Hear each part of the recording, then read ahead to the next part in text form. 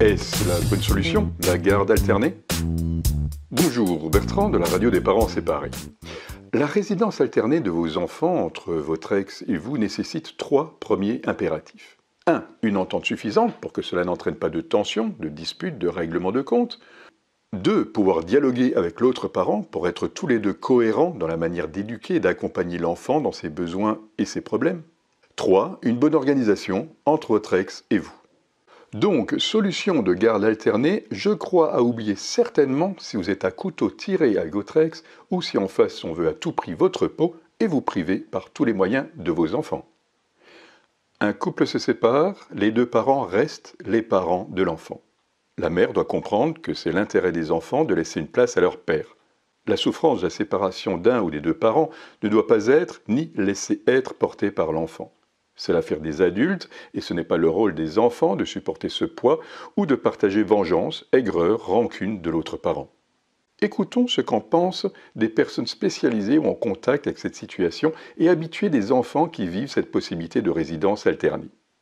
D'après les stats, 1 enfant sur 5 en France vit en résidence alternée. Tout dépend aussi des âges des enfants, des conditions géographiques, des distances entre les domiciles des 2 parents, des conditions financières et également des horaires professionnels. Pratiquement, l'enfant a ses 2 chez lui, une semaine chez l'un de ses parents, l'autre semaine chez l'autre. Qui décide de la garde alternée? Les 2 parents, si ce sont des parents responsables qui ont le souci de leurs enfants et ne profitent pas de ce choix de garde pour des règlements de compte en voulant se venger de l'autre en le privant de leurs enfants.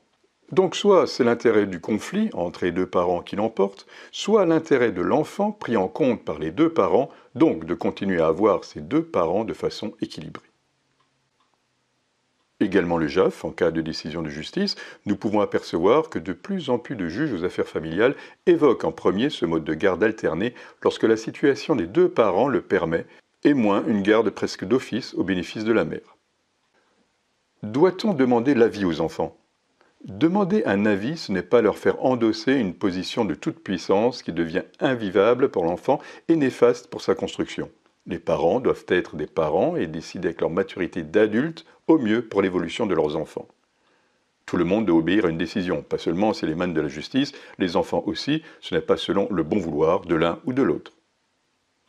Les parents doivent informer, expliquer à leurs enfants le choix fait ou la décision de justice et l'organisation qui va se mettre en place. Une fois le choix des parents fait, même s'il ne convient pas totalement aux enfants, ce choix est à appliquer.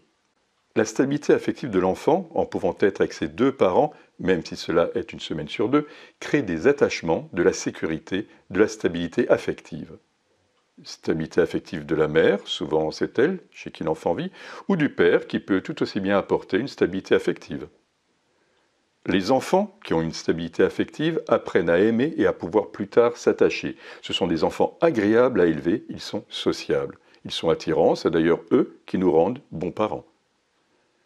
Si les parents sont bien dans leur peau, les enfants sont agréables à vivre.